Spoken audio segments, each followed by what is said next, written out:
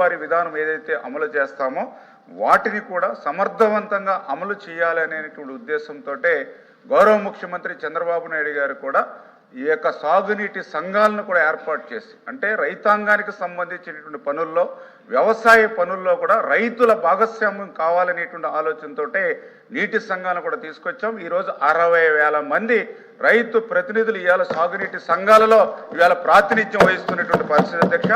అయితే వీటన్నిటి కూడా సమర్థవంతంగా నిర్వహణ కావాలని అంటే ఖచ్చితంగా గౌరవ సభ్యులు చెప్పినట్లుగా లస్కర్లు అనేది చాలా చాలా అవసరం అని చెప్పి ఈరోజు మేము కూడా గుర్తించాము అధ్యక్ష.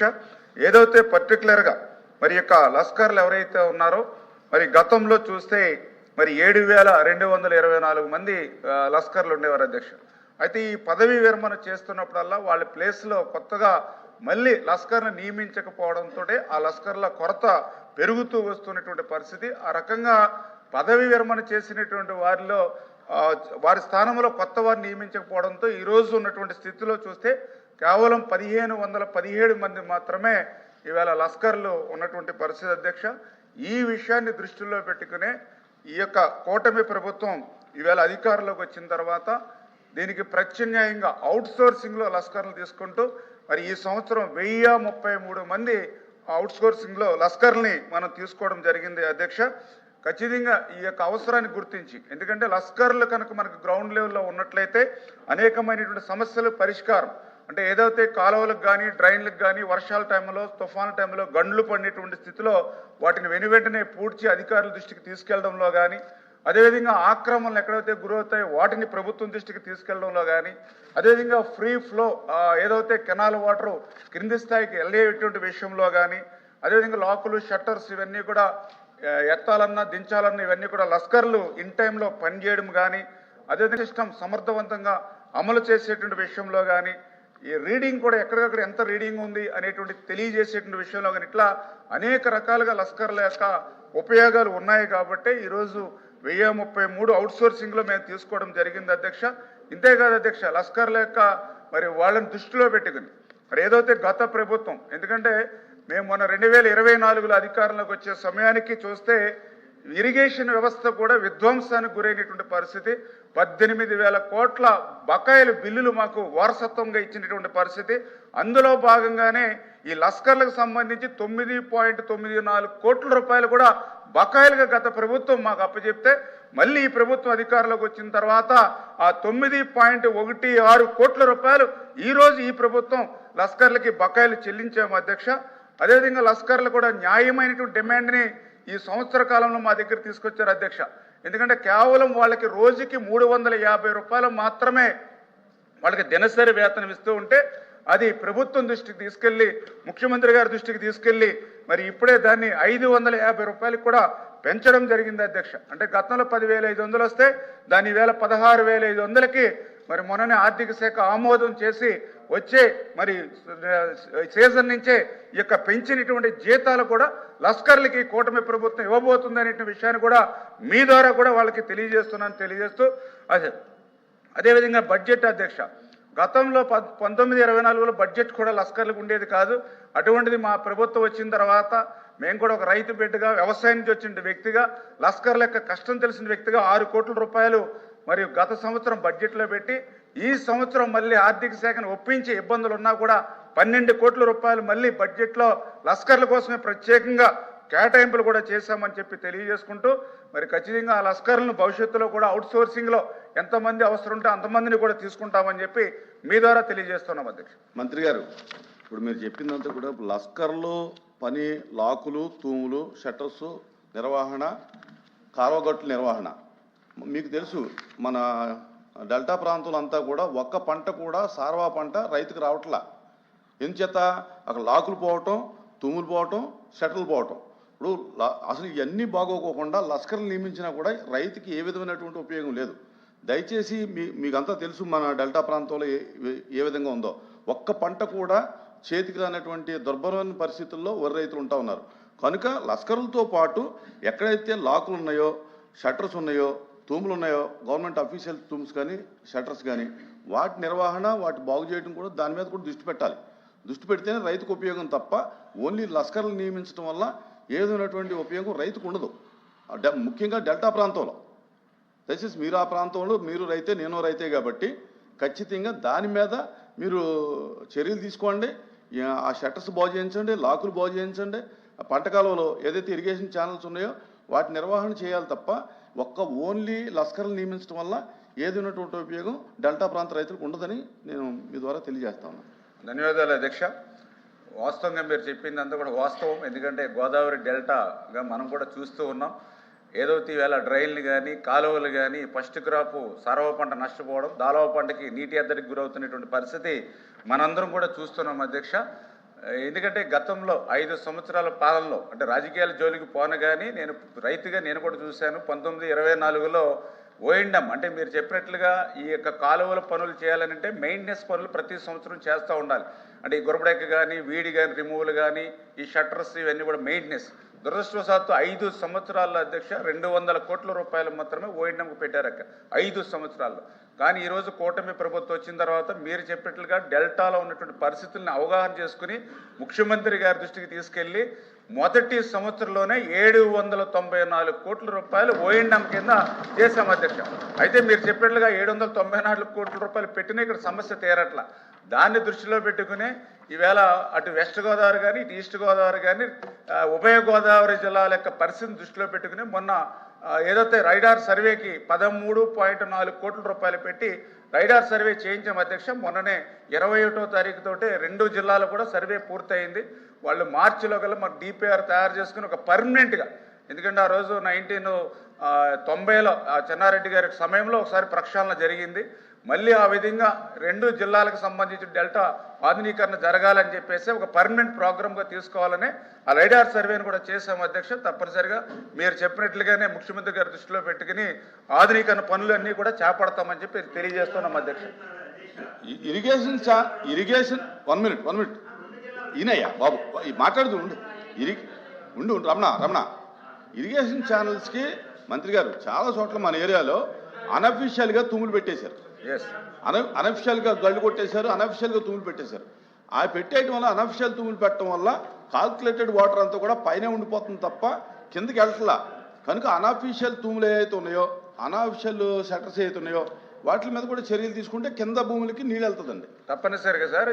ఇప్పుడు మా రైడర్ సర్వే చేసింది దానికోసం. ఇప్పుడు సోదరులు చెప్పినట్లుగా ఈ డెల్టాకు సంబంధించి ముఖద్వారం అంటే సముద్రాల్లో కలిసేటువంటి చోట కూడా ఉప్పులేరు దగ్గర కూడా ఫుల్ అయిపోయి కొల్లేరు ఇవన్నీ కూడా ముంపుకు గురవుతున్న పరిస్థితి అధ్యక్ష. ఈ లైడార్ సర్వేలో మొత్తం టోటల్గా ఎంత సిల్ట్ పేరుకుపోయింది, ఎక్కడెక్కడ లాకులు ఎటువంటి పరిస్థితులు ఉన్నాయి మొత్తం టోటల్ రిపోర్ట్ వస్తుంది అధ్యక్ష. అది 2000 కోట్లైనా మీరు చెప్పినట్టుగా మన స్ట్రైట్ కట్ట దగ్గర గొల్లపాలెం దగ్గర అలాగే పడతడిగి దగ్గర ఉన్నటువంటి స్ట్రైట్ కట్టు కొత్త కాలువ కానీ దాని మొగలన్నీ పూడిపోవటం వల్ల గ్రామాలు మునిగిపోతున్నాయి. అక్కడ సముద్రం పూర్తిగా ఒక ఊరు చిన్నగొల్లపాలెం అనేటటువంటి ఊరు కూడా పూర్తిగా కనుమరుగయ్యేటువంటి పరిస్థితి ఉంది. అంచేత స్ట్రైట్ కట్ చేయాలి. ఆ రకంగా ఏదైతే మౌత్ ఉందో సీ మౌత్ని అక్కడ ఉండేటువంటి సిల్ట్ అంతా కూడా తీయాలి.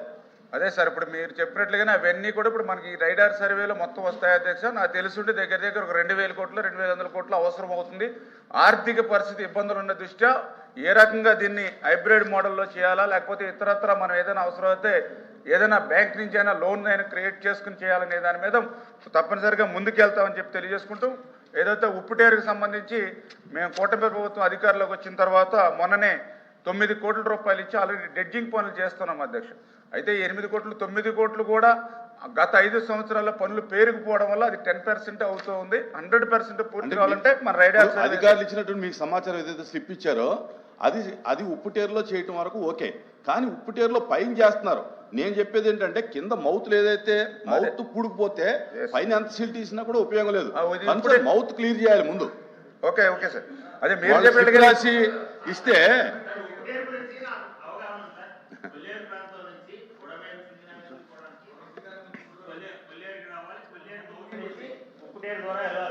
ఉప్పుటేరు నుంచి గొల్లపాలెం వెళ్ళాలి. ఉప్పుటేరు ద్వారా గోదావరి వెళ్ళాలి. గోదావరి సముద్రం గొల్లపాలెం మీద సముద్రం గోదావరి కూడా కలుస్తుంది సార్. వెంకయ్య కాలువ ఇవన్నీ కూడా కలుస్తాయి సార్. ఓకే అవన్నీ కలిసి మీరు అన్నట్లు మౌత్ ఏమో కేవలం 7000 క్యూసెక్స్ మాత్రమే డెలివరీ ఇస్తుంటే కింద వచ్చేటప్పటికి 14000 దగ్గరే డిజైర్ చేస్తున్నారు కానీ 7000 దగ్గర డిజైర్ చేయడం లేదు. నేనేమిటన్నానంటే సార్ చెప్తున్నారు ఇరిగేషన్ మీద డిస్కషన్ ఇక్కడ మనం ఓకే అలాగే అధ్యక్ష, అలాగే కూర్చో. అధ్యక్ష తప్పనిసరిగా ఇరిగేషన్ వ్యవస్థ అనేది చాలా కీలకమైనటువంటిది. తప్పనిసరిగా వేరే ప్లాట్ఫామ్ మీద వచ్చినప్పుడు దీని మీద పూర్తిగా డిస్కషన్ చేయడానికి ఎప్పుడు కూడా మేము సిద్ధంగా ఉంటామని చెప్పి తెలియజేస్తూ, ఖచ్చితంగా మీరు చెప్పిన సూచనలు కూడా మేము పాటిస్తామని చెప్పి మీ ద్వారా తెలియజేసుకుంటున్నాం అధ్యక్ష. Thank you. Question number 14291, minister for water resource. ధన్యవాదాలు అధ్యక్ష.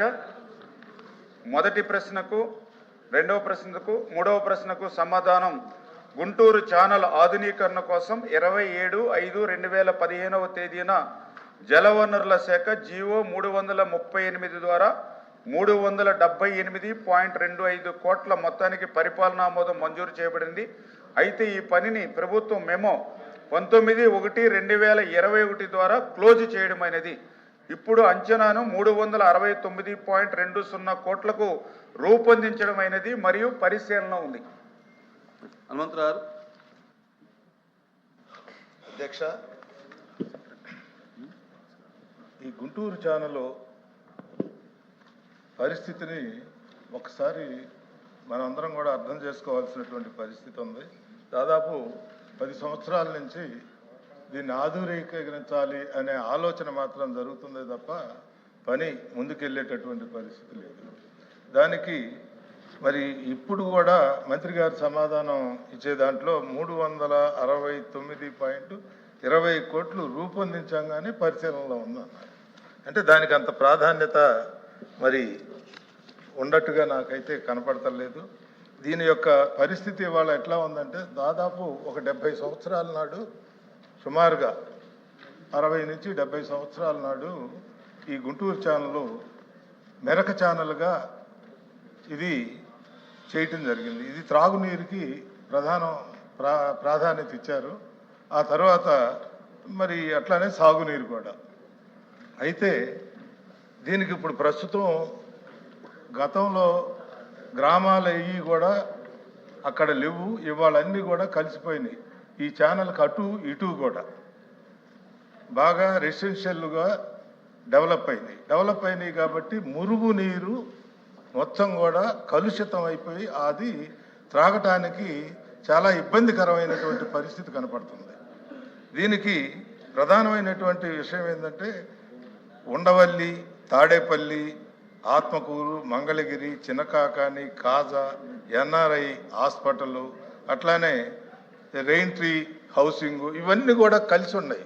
వీటిలన్నిటిని కూడా మంగళగిరి, గుంటూరు మాత్రం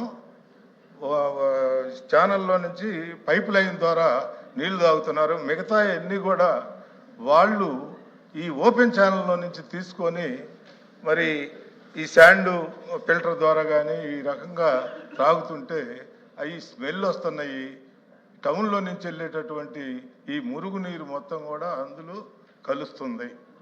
దాన్ని ముందు అరికట్టాల్సినటువంటి అవసరం ఉంది ప్రధానంగా. ఎందుకంటే ఇది పబ్లిక్ హెల్త్కు సంబంధించినటువంటిది.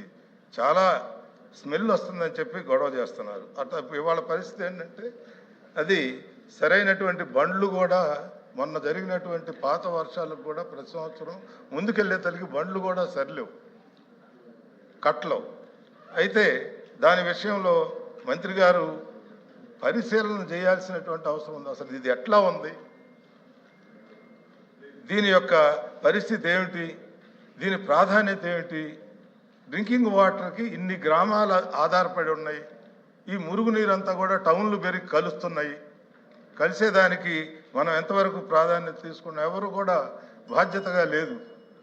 చాలా పరిస్థితులన్నీ కూడా కష్టమవుతాయి. కాబట్టి మరి లాస్ట్ ఇయర్ కూడా వర్షాల వల్ల బండ్లు సరిలేక మరి రైతులు కూడా చాలామంది నష్టపడ్డారు.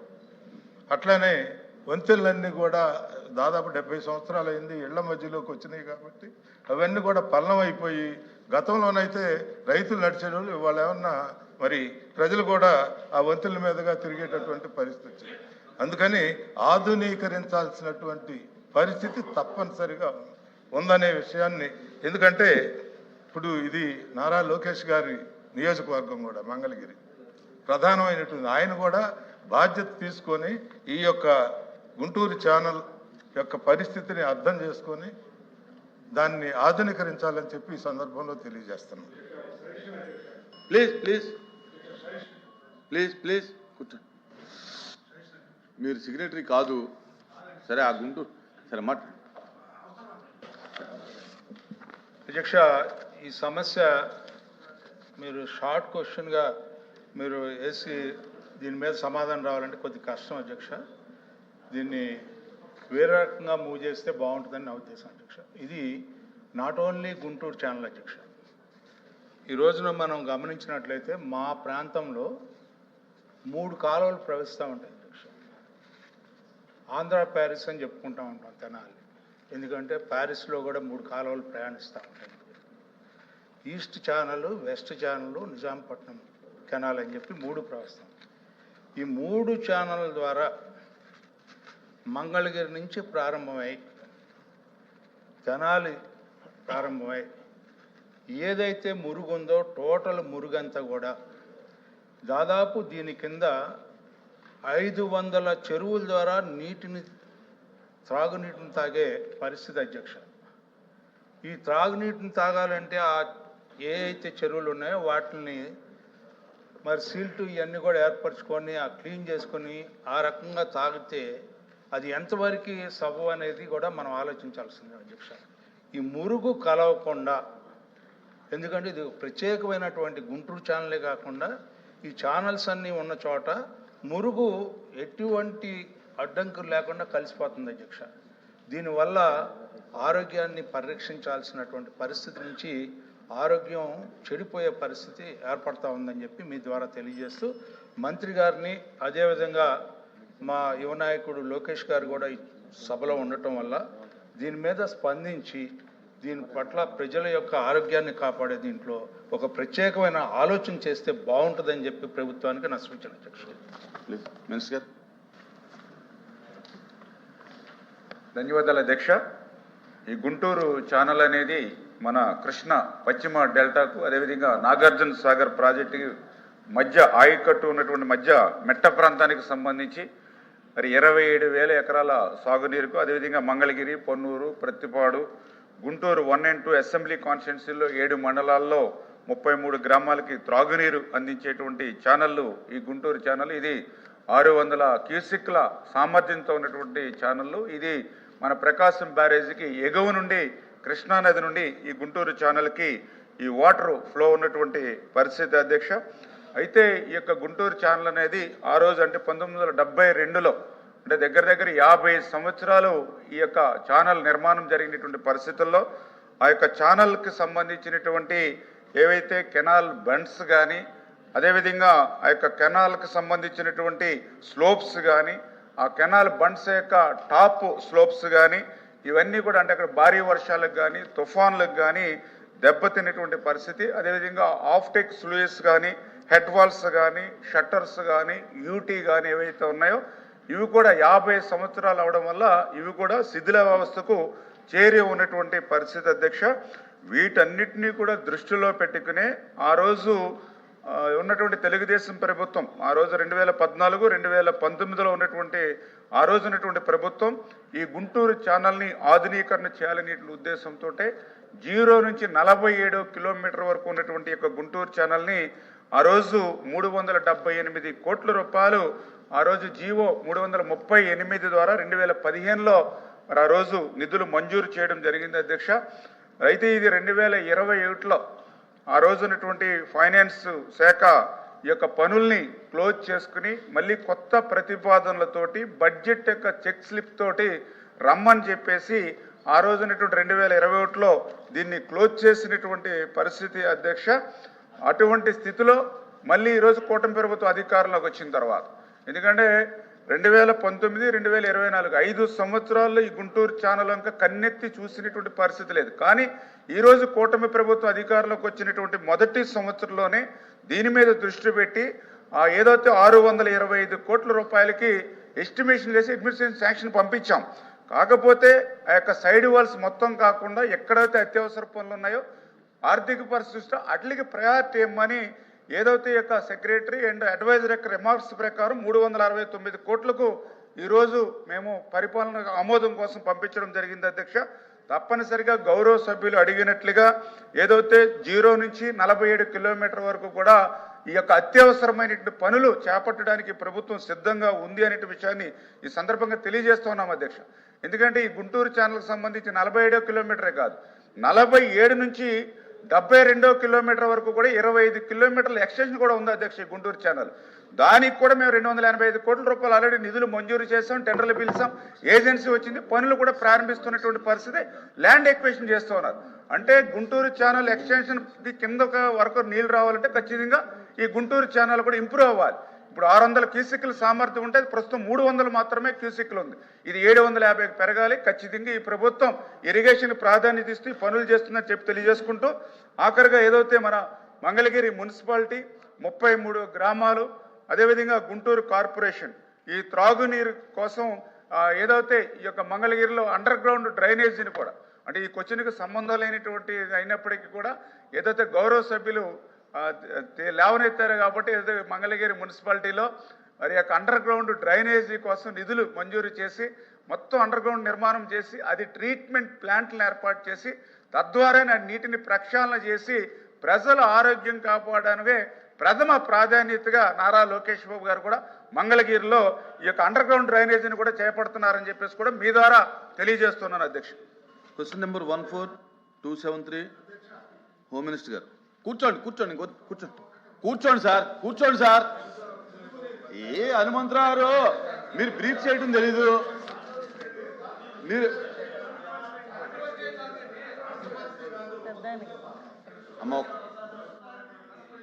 గ్రామాల నుంచి వచ్చేటటువంటి మురుగునీరుని